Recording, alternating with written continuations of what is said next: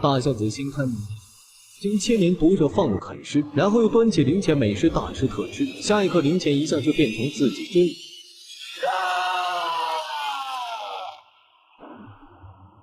此人名为司生木，在外多年，不学无术，靠着赌博外加坑蒙拐骗勉强混饭吃。对于家中老母，他早已忘得一干二净。老母亲深知自己命不久矣，就借来二叔手机给儿子打去电话，告知其传家宝的埋藏地。听了这些话，司生木才急急忙忙地赶回了家。看着灵堂前老母亲的遗像，他毫无悔过之意，依旧是一副吊儿郎当的痞子模样，甚至直接吹着口哨四处寻宝。只是转悠了半天，竟没发现一个值钱物件。于是他便来到棺材前查看，没想到却被供桌上的面条馋得两眼放光。看着小时最爱，司生木想都没想，就狼吞虎咽地吃了下来。一眨眼功夫，面条就被吃了个底朝天。就在这时，一把金钥匙乍现眼前，他想起了母亲的临终遗言，看来这就是打开宝箱的金钥匙。司生木心头一喜，立刻拿起铲子开挖。果不其然，还真挖到一个生锈铁盒。就在他拿出铁箱准备打开时，却被眼前景象吓得差点晕厥。看着土坑里盘着的毒蛇，一向胆小的司生木竟在此刻爆发。为了能够拿到母亲口中的传家宝，他不停地驱赶着毒蛇，可他却像狗皮膏药一样紧缠着铁锹不放。司生木拿起旁边石碑砸去，没想到毒蛇为了逃命，竟顺着缝隙钻进了母亲的棺材里。而司生木也昧着良心，完成了尸体与毒蛇的共处仪式。经此折腾，他口干舌燥，便来到水缸前喝水。没成想手里的金钥匙却不慎掉进水缸。就在他伸手去够时，却被神秘力量直接拉进水里。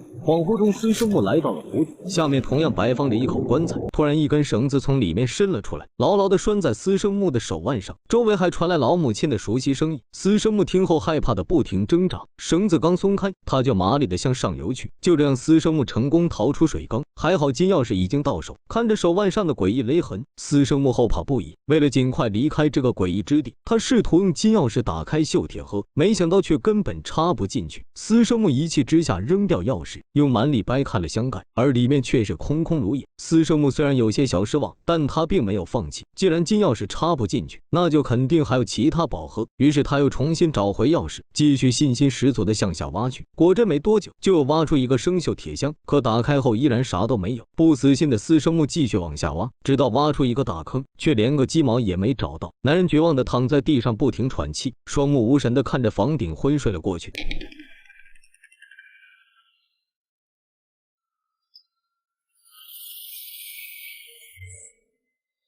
当他再醒来的时候，却发现自己身处母亲的棺材里，之前的毒蛇也在腿上不停蠕动。司生木惊慌不已，拼命推开棺盖，从里面跳了出来，可耳边却传来老母的哭泣声。司生木上前查看，发现灵位上的遗照不知何时竟变成了自己。原来司生木早已被追债人活活打死。看着失声痛哭的老娘，他忍不住用力喊了2声娘，无奈母亲根本听不到。他走上前想要将母亲扶起，结果手却从母亲的身体直接划过。司生木吃惊地看向堂屋中间，发现之前挖宝贝的大坑消失不见，家里的一切也都恢复了原状。难道自己真的已经死了吗？他突感浑身无力，瘫倒在地。就在这时，守灵的老母站了下来，他踉踉跄跄地向着床边走去。巨刻之下，老人吐出一口鲜血，脸色憔悴地躺在床上昏睡了过去。男人一回头，老娘又突然站在身后。老人穿过身体走到棺材前，对着遗像再次说起话来，说他梦见儿子回来吃了面条，还梦见儿子从棺材里爬了出来。听到这，司生木彻底崩溃，他一把掀翻供桌，然后又对着水缸疯狂踢踹。随着水缸的炸裂，受到惊吓的司生木忽然从梦中醒来，原来自己并没有死去，而是被毒蛇咬伤后中毒产生了幻觉。随后他又打开棺材寻宝，却发现所躺之人变成了年迈的自己。司生木害怕的连连后退，却遭遇了一系列精神恐吓。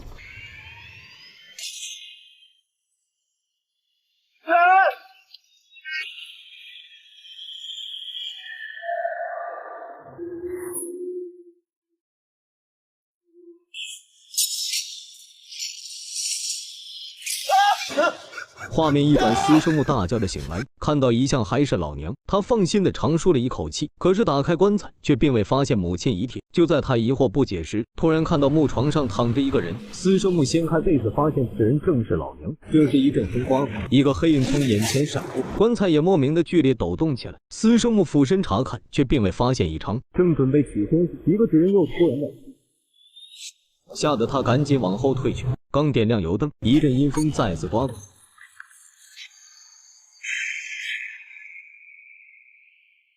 这时老娘突然出现在私生木害怕的往后退去，直接摔到石板上晕了过去。等他再醒来时，那个纸人也再次出现，不停地追问他私生木去了哪里。老娘同样步步紧逼追问他，为何要冒充我儿子来家里偷宝贝？就在私生木不知所措时，手里的火机突然爆炸，男人害怕的想要逃离，却被一只羊撞晕了过去。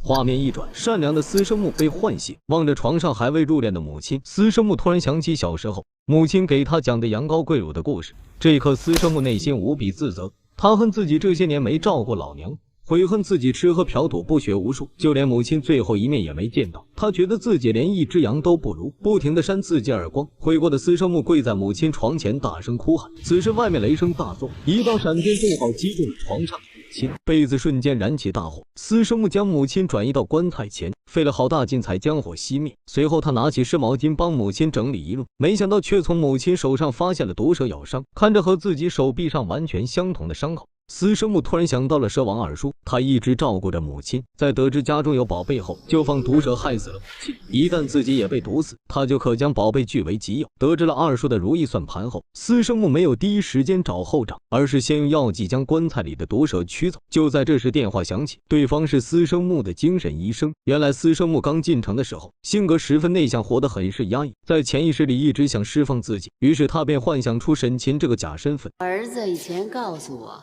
他有个朋友叫沈琴，你是不是叫沈琴？